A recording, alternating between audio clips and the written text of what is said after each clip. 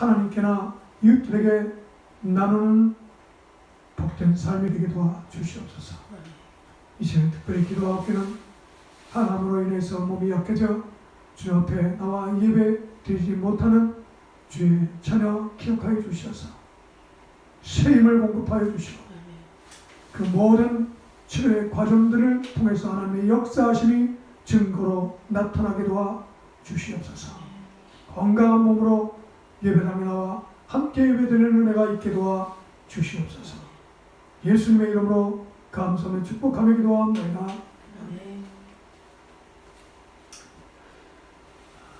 오늘 함께 은혜받는 말씀 마가복음 7장 24절부터 30절까지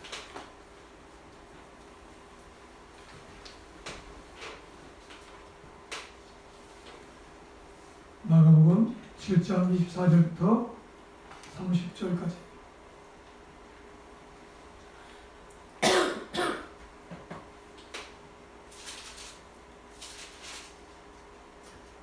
자녀스와 함께 동독합니다. 시작. 예수께서 일어나사 거기를 떠나 두로 지방으로 가서 한 집에 들어가 아무도 모르게 하시려 하나 숨길 수 없더라. 이에 더러운 귀신이 열린 어린 딸을 둔 한 여자가 예수의 소문을 듣고 와서 그 발 안에 엎드리니 그 여자는 헬라인이요 수로보니의 족속이라. 자기 딸에게서 귀신 쫓아내 주시기를 간구하거늘 여자께서 이르시되 자녀로 먼저 배불리 먹게 하시니 자녀의 떡을 취하여 개들에게 던짐이 마땅치 아니하니라. 여자가 대답하여 이르되 주여 올소이다마는 상하의 개들도 아이들이 먹던 부스러기를 먹나이다. 예수께서 이르시되 이 말을 하였으니 돌아가라. 귀신이 내 딸에게서 나갔느니라 하시매 여자가 집에 들어가 보는즉 아이가 침상에 누웠고 귀신이 나갔더라. 아멘. 오늘 말씀의 제목은 이 말을 하였습니다. 오늘 이 본문의 말씀은 얼핏 보면 쉽게 이해할 수 있는 말씀 같지만 이 말씀 가운데는 깊은 의미가 담겨 있습니다. 먼저 여러분들에게 또 유튜브로 예배를 함께 참석하고 있는 많은 분들에게 사과와 사죄의 말씀을 드립니다. 제가 이전에 이 말씀을 참 많이 본문을 택해서 설교를 했지만은 이 말씀을 참 낮은 차원으로 해석해서 말씀을 전했구나 라는 것을 깨닫게 되었어요. 정말 이 말씀 속에 담겨있는 참된 의미를 온전히 말씀으로 녹여서 전하지 못하고 정말 수박 거달기식으로 말씀을 설교로 선포했구나 라는 것을 깨닫게 되었기 때문에 먼저 여러분들에게 사과와 사죄의 말씀을 드립니다. 그 말씀에 이전에 그 말씀의 그 내용을 먼저 얘기하자면 이 수로보니게 여인의 그 믿음, 수로보니게 여인이 한 이 말, 오늘 본문은 이 말을 하였기에 딸의 귀신이 나가게 되었다 라고 했고, 마태복음 15장의 말씀을 보자면은 이 여인이 한 말이 큰 믿음이다 라고 인정하셨어요. 근데 이 수로보니게 여인의 그 믿음의 실체를 예전에 제가 뭘로 해석했냐면은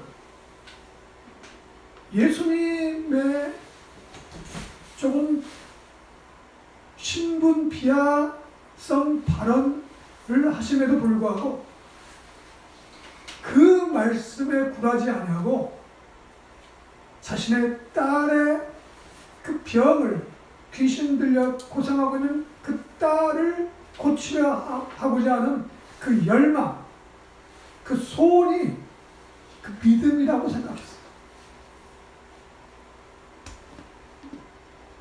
어떤 역경에도 굴하지 아니하고 정말 내 딸을 고치리라 하는 이 굳은 각오와 소원과 신념이 믿음이라는 것으로 해석했어요. 근데 틀리지는 않지만 그 굉장히 낮은 차원이었다는 것을 제가 알게 됐어요. 그래서 결국 이 말씀을 잘못 전했구나. 정말 이 말씀이 이 본문에 담겨있는 핵심을 놓치고 있었구나 라는 것을 깨닫기 때문에 제가 먼저 여러분들에게 사과와 사죄의 말씀을 드린 것입니다. 한번 먼저 볼까요? 28절에 여자가 대답하이르되 주여 올소이다마는 상 아래 개들도 아이들이 먹던 부스러기를 먹나이다. 이 여인은 이 말 한 것밖에 없어요. 귀신을 쫓아달라고 한 그 간구 외에 이 말한 것은 뭐예요? 상 아래 개들도 아이들이 먹던 부스러기를 먹나이다. 근데 이 말이 도대체 어떤 말이었기에 예수님이 이 말 때문에 이 딸의 아리 역사했던 귀신이 쫓겨나가게 되고 회복되었다. 마태복음의 병영본문에 볼 때는 가나안 여인이라고 소개되어 있는데 이 여인의 이 말이 큰 믿음이다 라고 예수님이 칭찬하셨어요. 마태복음 한번 다시 오늘 제가 봉독회 묵도에 제가 인내송에 봉독해온 말씀이 그 말씀인데 마태복음 15장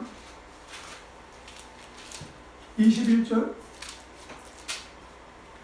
예수께서 거기서 나가사 두로와 시돈 지방으로 들어가시니 가나안 여자 하나가 그 지경에 나와서 이 가나안 여자가 마가복음의 수로버리게 여인이에요. 소리 질러 이르되 주 다윗의 자손이여 나를 불쌍히 여기소서 내 딸이 흉악하게 귀신 들렸나이다. 이렇게 소리쳤는데 예수님은 한 말씀도 대답하지 아니하시고 제자들이 와서 오히려 여자가 소리 지릅니다. 그를 내쫓게 하소서. 그때 예수님이 대답하여 이르시되 나는 이스라엘 집에 잃어버린 양 외에는 다른 데로 보내심을 받지 아니하였노라 라고 그냥 말씀만 선포했는데 이 여자가 예수님께 절하면서 주여 저를 도우소서 라고 얘기하면서 뭐라고 했어요? 자녀의 떡을 쳐여 개들에게 던짐이 그렇게 얘기할 때 예수님이 자녀의 떡을 쳐여 개들에게 던짐이 마땅하지 않다라고 할 때 이 여인이 뭐라고 얘기했어요? 똑같이 오늘 읽었던 마가복음 7장 말씀처럼 주님 그 말씀은 옳지만은 개들도 제 주인의 상에서 떨어지는 부스러기를 먹나이다. 이 말을 듣고 예수님이 뭐라고 했어요? 여자여 내 믿음이 크도다. 내 소원대로 되리라. 도대체 이 말이 어떤 의미를 담고 있기에 귀신을 쫓아낼 수 있는 말이 되었고 근거가 되었고 또 이 말이 큰 믿음으로 인정받게 되었을까요? 이게 오늘 말씀의 핵심이에요.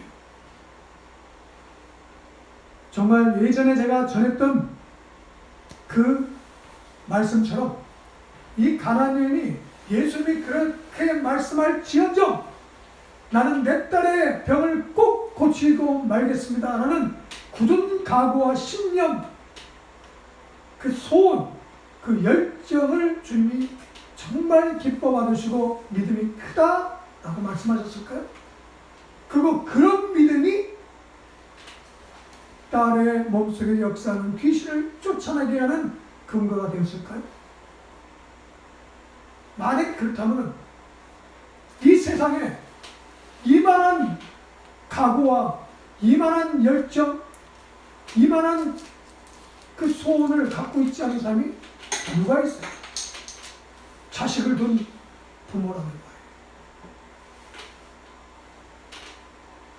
그런데 그런 사람들 다 믿음이 있다고, 네 믿음이 크다고 주님은 말씀하시는 것이었어요.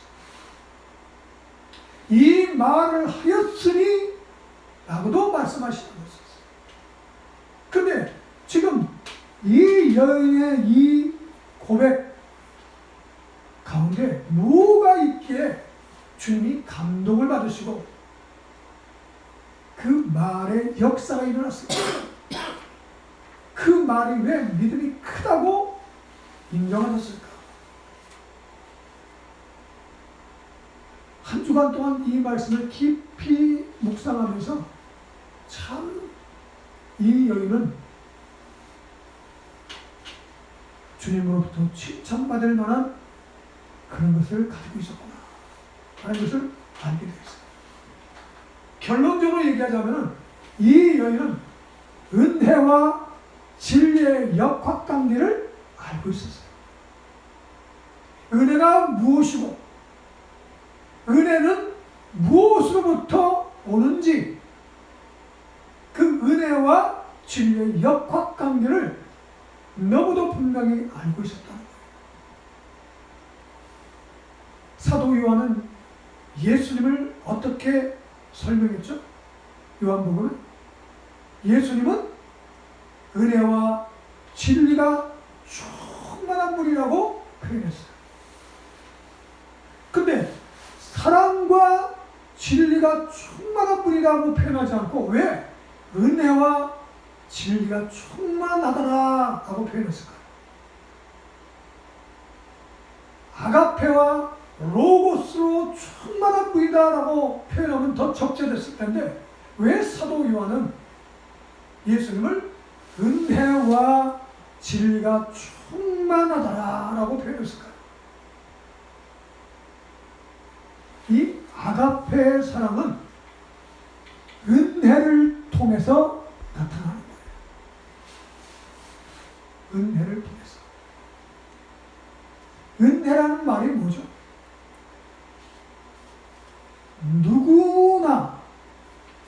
누구나에게 허락된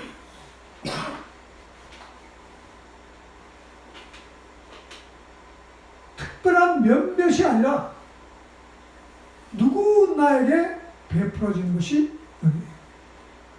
또 은혜가 뭐죠? 조건과 공로가 없어도 받는 게 은혜예요. 어떤 조건을 충족시켜서 거기에 보상 차원으로 받는 게 아니라 값없이 받는 게 은혜예요. 공로가 없어도 받는 게 은혜예요. 그런데 중요한 것은 그 은혜의 기초가 무엇으로부터 오느냐? 진리의 근거에서 은혜가 베풀어진다. 은혜라는 것, 사랑이라는 것, 아가페라는 것도 모든 사람에게 값없이 베풀어 주지만은 뭐에 기초한다고요? 진리에 기초한다. 진리. 그래서 예수님을 어떤 분으로 표현했다고요? 그래서 은혜와 진리가 충만한 분이라는 것을 사도 요한이 경험한 거예요. 그래서 예수님은 그렇게 표현하는 거예요.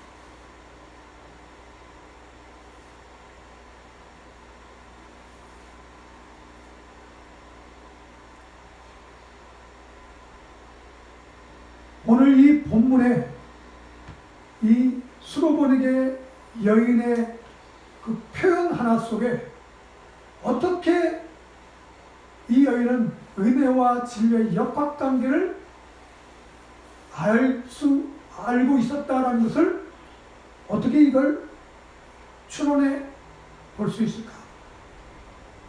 다시 한번 볼까요? 예수님께서 27절에 자녀로 먼저 배불리 먹게 할지니 자녀의 떡을 쳐여 개들에게 던짐이 마땅치 아니하리라. 자, 자녀로 먼저 배불리 먹게 할지니 자녀의 떡을 쳐여 개들에게 던짐이 마땅치 아니하리라. 라는 말로 만약에 본다면 이 말씀은 은혜가 누구나에게 임한 거예요? 선택된 특정된 사람들에게 제한된 거예요. 이 표현으로 본다면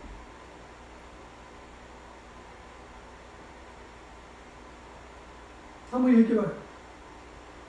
자녀로 먼저 배불리게 먹게 할지 자녀의 떡을 쳐여 개들에게 던짐이 마땅하지 않다라는 말은 조금 어렵게 표현하자면 보편적 진리, 보편적 은혜라고 표현할 수 있어요. 아니면 특정된 진리, 특정된 은혜라고 얘기할 수 있어요. 예수님의 말씀은 지금 모든 사람, 누구나에게 임하는 은혜, 누구나에게 임하는 은혜를 말씀하고 있지 않고 지금 특정된 무리에게, 특정된 존재들에게 풀어지는 진리와 은혜를 얘기하고 있어요. 왜 그럴까요? 예수님은 은혜와 진리가 충만하신 분인데 왜 보편적 진리, 보편적 은혜를 말씀하지 않고 왜 특정된 진리와 특정된 은혜를 말씀하고 있을까요? 그래서 조금 생각해 봐야 돼요. 원래 진리라는 것은 보편성을 가져야 돼요. 누구에게는 진리이고 누구에게는 비진리가 되면 진리일 수가 없어요. 누구에게는 타당한데 누구에게는 타당하지 않으면 진리일 수가 없는 거예요.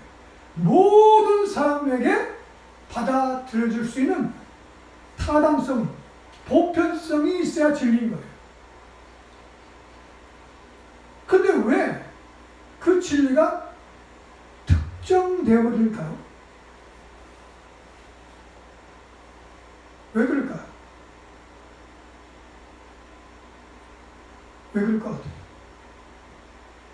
무엇 때문에 보편적 진리가 특정되어 버리는 진리로, 특정화된 진리로 이렇게 나뉘어져 버렸을까요? 로마서에 그 답이 있어요. 범죄한 인간들은 하나님을 마음에 두기를 싫어한다 하고 진단하고 있어요. 하나님을 마음에 두기를 싫어한다는 것은 하나님께서 베푸신 은혜와 진리를 받아 누리기를 싫어한다는 거예요. 그러니까 결국은 그 보편적 진리와 보편적 은혜는 어떻게 되버렸어요? 선택하는 사람의 몫이 되버린 거예요. 선택.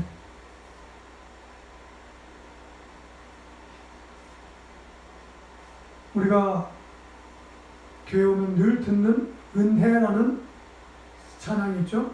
복음성가.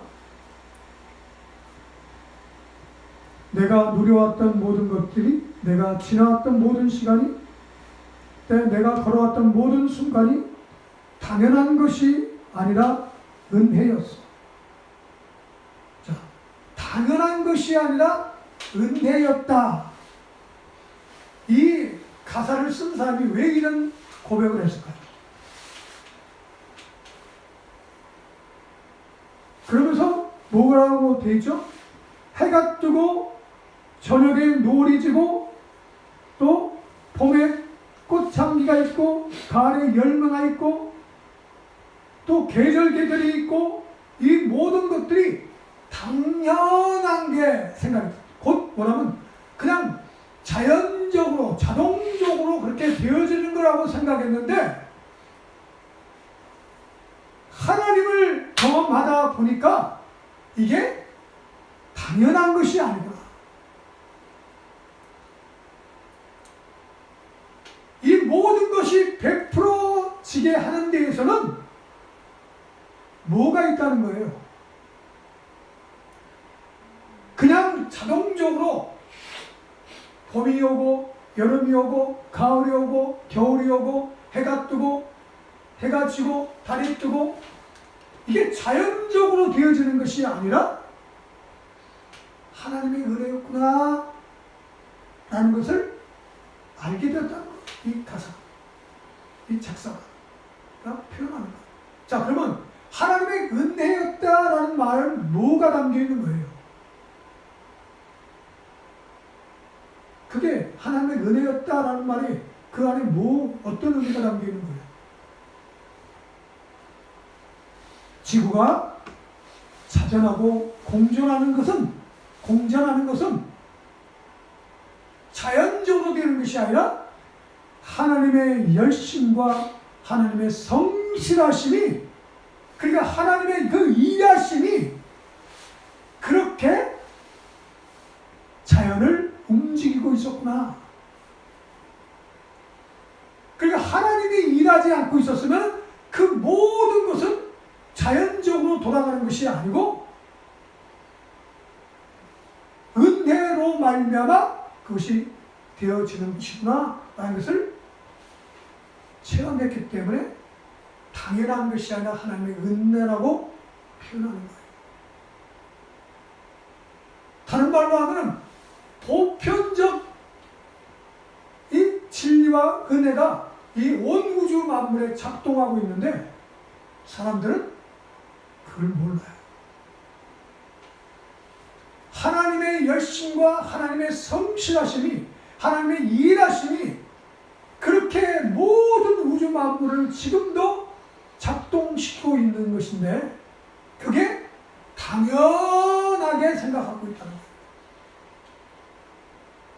하나님과 상관없이 자연적으로, 자동적으로 그렇게 되어지는 거라고, 그게 마땅한 것이라고 생각하고 있어서 그걸 은혜로 경험을 못하고 있는 거예요. 그게 왜 그러는 거라고요?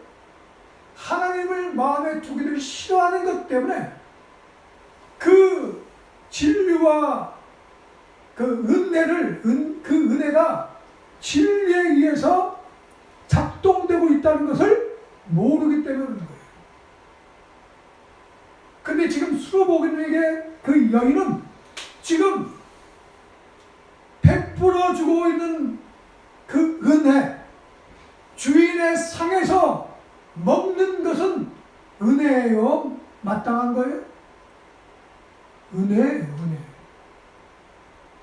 주인의 상에서 자녀가 떡을 먹는 것은 마땅한 거예요? 은혜예요? 자녀에게. 은혜예요. 자녀가 뭘 해서 돈을 벌어와서 일을 해서 그 대가로, 그 수고로 밥을 먹는 게 아니에요.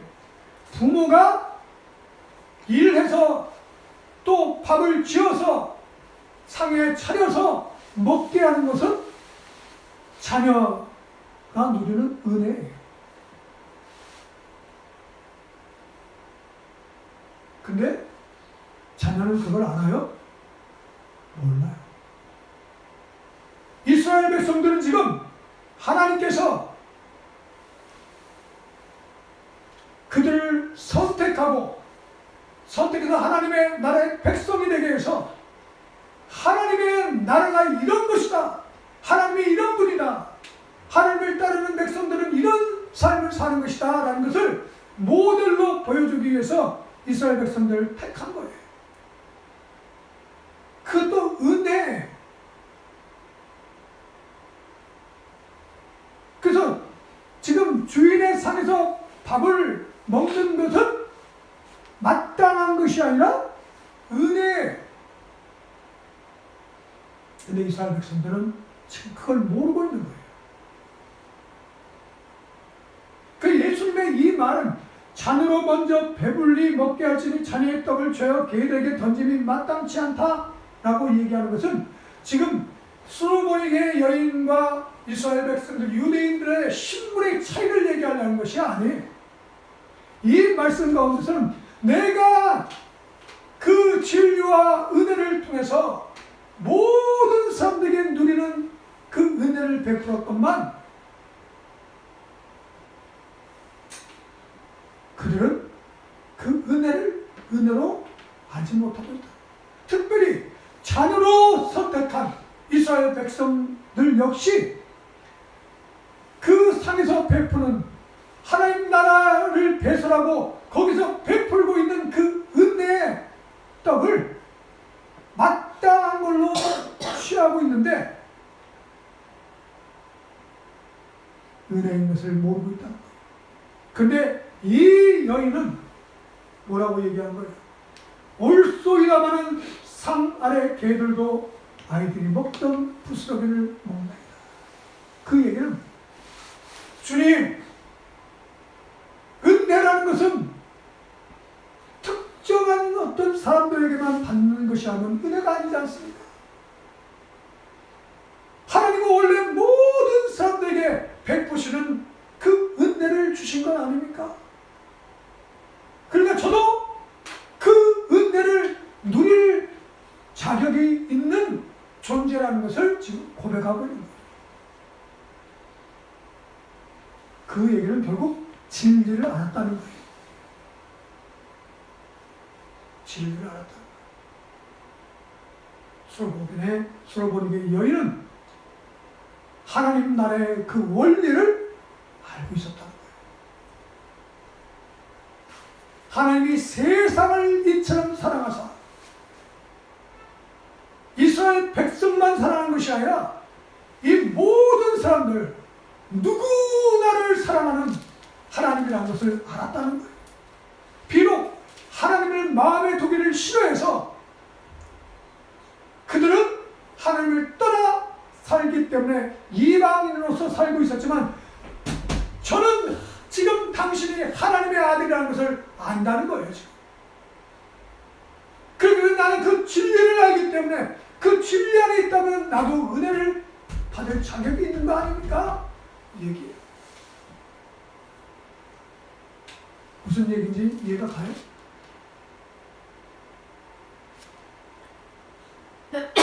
이 솔로몬에게 이 한마디 속에 이런 깊은 의미가 담겨 있는 거예요. 진리와 은혜의 역학관계. 은혜라는 것은 편파적이고 편향된 것이 아니에요. 은혜는 모든 만물 안에 충만한 거예요.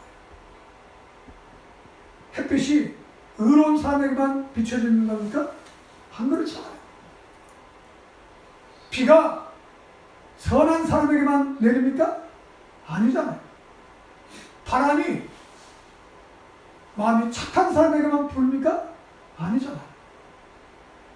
모든 사람에게 은혜가 허락되어지는 거예요.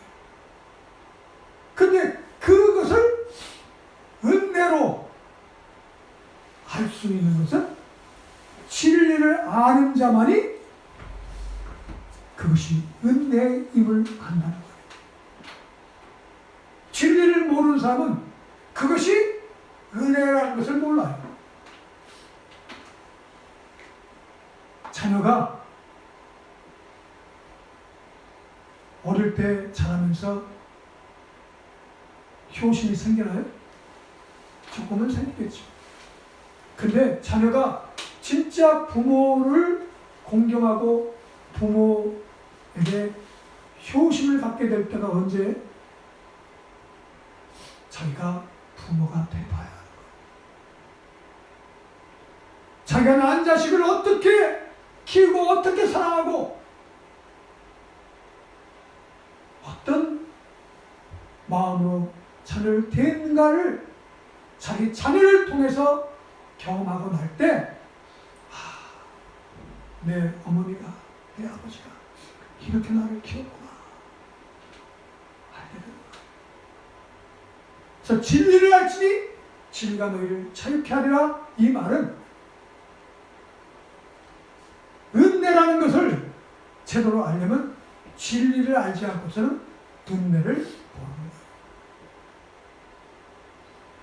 이 은혜라는 찬양 가사 가운데 이 찬양도 부족한 게 많아요. 여기서 정말 은혜를 표현하려면 하나님의 성실하심, 하나님의 열심, 하나님의 일하심에 대한 가사가 표현되어 있어야 되는데 그냥 이 모든 어떤 환경들, 현상들이 다 마땅한 게 아니라 하나님의 주시는 은혜였다라고만 얘기하는데 그 은혜에 대한 제대로 된 그 이해를 갖고 있지 못하는 거예요. 은혜란 말을 내가 누누이 설명할 때 은혜가 뭐라고 했어요? 성경의 모든 행간에 담겨있는 의미를 함축하면 은혜라는 말은 뭐예요? 하나님의 적극적인 구원 활동이라고 얘기했잖아요. 그러니까 하나님의 형상대로 회복하기 위해서 그리스도의 장성한 분량에까지 이르도록 하기 위한 하나님의 모든 활동들, 그게 은혜예요. 아시겠어요? 부모님의 은혜라는 게 뭐예요? 자식들이 잘 되게 하기 위해서 자기 몫을 다하고 정말 나라와 민족을 위해서, 공동체를 위해서, 모든 사람을 위해서 정말 올바른 위치에서 올바른 역할을 감당하는 사람이 되게 하기 위해서 부모가 최선을 다하는 거 아니에요. 그냥 너 혼자 잘 먹고 잘 살아 라고 하려고 부모가 자식을 키우는 게 아니에요. 우리가 옛날에 얘기하죠. 공부해서 남주냐? 근데 그 말이 틀렸다고 얘기했죠. 진짜 제대로 된 부모는 자녀에게 뭐라고 가르칠까요? 부모에서, 공부해서 남줘라. 그렇게 가르치는 거예요.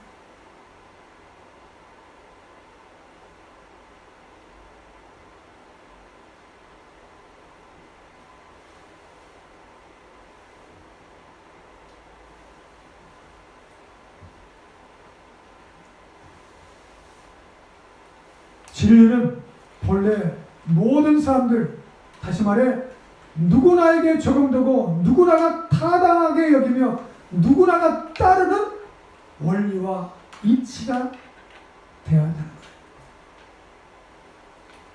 하지만 진리는 아무나 마땅하다고 인정하고 아무나 그 원리와 이치에 따라 살아가려 하지 않는다는 거예요. 왜냐하면 진리는 쉽고 가볍고 재미있고 편리한 것이 아니에요. 기억하세요? 진리는 은혜를 작동시키는 그 진리는 쉽고 가볍고 재미있고 편리한 것이 아니에요.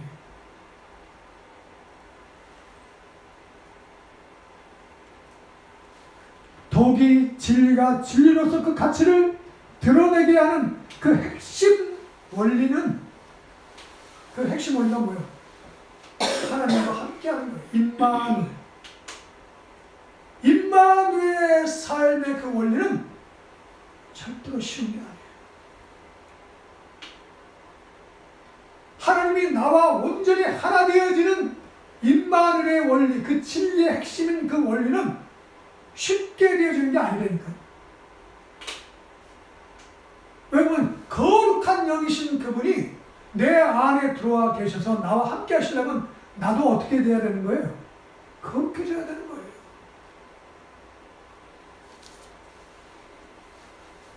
그러니까 지금 이 수로보니게의 여인은 머리로 아는 게 아니에요. 예수 그리스도를 만나 뵀을 때 딱 그때 믿음이 생긴 것이 아니라 그 전부터 이 여인에게는 진리가 무엇인지를 고민하고 진리를 찾기 위해서 몸부림치는 시간들이 있었다는 것을 추론할 수 있는 거예요. 예수님 만나자마자 아이고 이런 예수님 저분은 내 딸의 병을 고치겠네? 라고 하는 그 신념이 생겼다. 그것을 믿음으로 얘기하는 게 아니에요. 예수님이 칭찬하는 그 믿음이라는 것은 이 여인이 이미 예수님을 만나기 전부터 그는 진리에 대한 갈망, 진리를 찾고 진리로 살고자 하는 그 몸부림이 있었다는 것을 이 고백을 통해서 알 수 있는 거예요. 은혜가 어떻게 베풀어지는 것인지,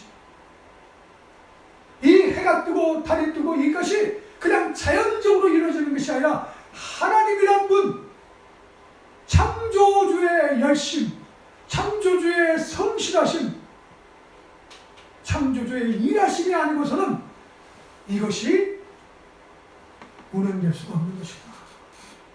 그 은혜가 은혜임을 알고 있었던 여자예요. 그 은혜라는 것은 진리를 통해서 역사한다는 것도 알고 있었던 거예요. 그러니까 예수님이 그렇게 말씀해도 주님 올소이다마는 자녀들에게 베푸는 은혜는 특별한 은혜가 아니지 않습니까? 자녀들은 어떤 그 상에서 떡을 먹을 수 있는 대가를 치렀기 때문에 그 공로를 인정받아서 자녀들이 앉아서 밥을 먹는 건 아니지 않습니까? 그러면 개라고 취급되는 우리들도 당신이 베푼, 하나님이 베푼 그 은혜의 부식일지라도 먹을 수 있는 자격은 있는 거 아니겠습니까? 지금 이렇게 얘기하고 있는 거예요.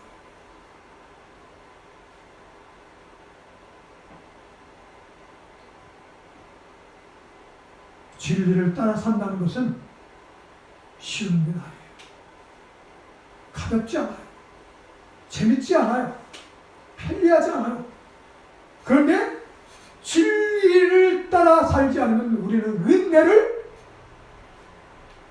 결코 누릴 수 없어요.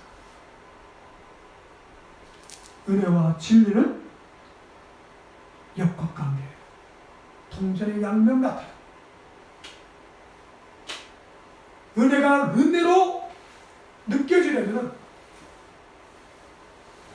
진리에 정렬해서 삶을 살아야 된다. 이스라엘 백성들은 은혜를 받고 있었지만 은혜를 은혜로 몰랐어요. 다른 말로 진리가 무엇인지 몰랐어요. 그러니까 예수님을 십자가에 못 박아버렸어요. 이스라엘의 모든 역사를 보세요. 얼마나 많은 고난과 핍박을 받았어요. 물론 그 가운데서도 하나님이 선택했던 이스라엘 백성들 가운데 믿음을 지키고 있었던 사람들이 있었기 때문에 그 나라가 지금까지 이어져 오고 있지만 그들의 역사 한가운데 엄청난 은혜로 체감될 수 없었던 그 이유는 그들이 진리를 모르고 있었기 때문에.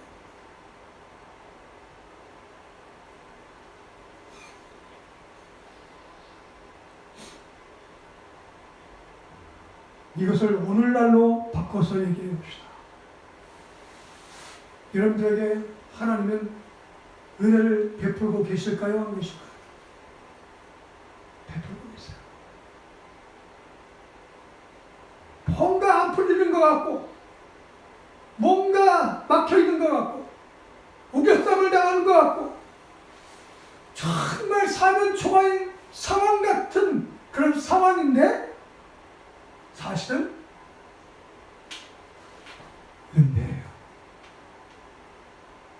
은혜.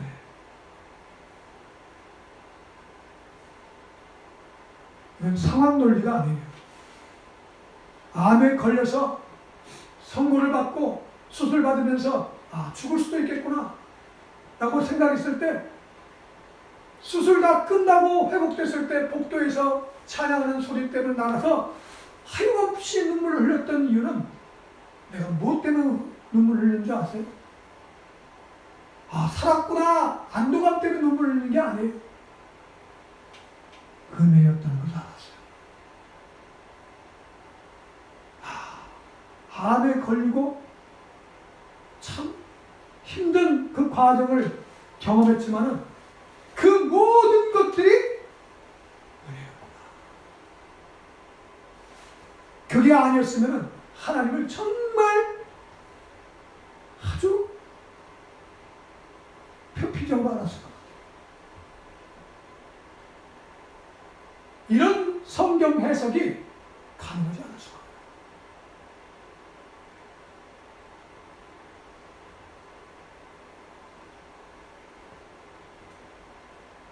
진리의 삶을 정렬하면 은혜가 비로소 은혜로 느껴져요. 그냥 느껴진다는 정도가 아니라 그 은혜로 인한 삶의 변화를 경험할 수 있어요.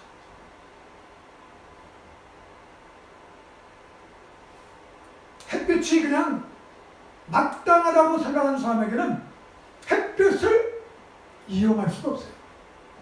근데 그것이 하나님의 허락하신 은혜요, 하나님의 열심이요, 하나님의 성실하심을 아는 사람은 햇볕을 통해서 허락되는 은혜를 그냥 누리는 정도가 아니라 그걸 통해서 다시 반영하는 사람, 곧 이사야서 60장의 말씀처럼 일어나 빛을 발하라, 이는 내 빛이 이르렀고. 그러니까 그냥 빛을 것만 갖고 낮이 왔구나, 빛이 비쳤구나 라는 것이 아니라 자기가 빛을 발하는 발광체가 될 수 있다는 거예요. 지금 솔로몬의 여인은 예수님으로부터 극찬을 받았어요. 내 믿음이 크도다. 마가복음에는 더 정말 신비한 말씀으로 되어 있어요. 내 믿음이 크도다 하지 않고 뭐라 하겠어요? 마가복음 이 말을 하였으니, 이 말 한마디, 네가 고백한 그 한마디가 네 딸에 있는 귀신을 쫓아낼 수 있는 능력, 그 권세를 갖게 됐다는 거예요. 진리를 알게 되면은 그것이 진리를 알게 되어지는 것으로 인한 그 은혜의 역사를 내 것으로 만들 수 있어요. 하늘로부터 허락되어지는 은혜의 그 권세와 능력이 그냥 은혜를 누릴 정도가 아니라 그 은혜로 인한 우리에게 허락되어지는 그 권세와 능력이 풀어질 수 있다는 것이에요. 솔로몬에게 여인 같은 이 은혜와 진리의 역학관계를 알게 되어지는 한 주간 되시기를 간절히 축원합니다. 오늘 유튜브로 시청하시는 여러분들의 삶 가운데서도 그냥 단순히 은혜 받는 것만, 그저 주님 은혜 주시옵소서 라고 간구하지 마시고 진리로 삶을 정렬하면은 비로소 은혜가 은혜임을 알게 되고, 뿐만 아니라 그 은혜를 힘입어서 진리로 인한 권세와 능력이 여러분의 삶 가운데 나타나게 될 줄을 깨닫는 한 주간 되시기를 소원합니다. 기도하시겠습니다. 주님, 가나안 여인, 솔로몬의 여인은 은혜와 진리의 역학관계를 알았습니다. 은혜라는 것은 통해서 풀어지는 것인데 그것은 보편적 누구나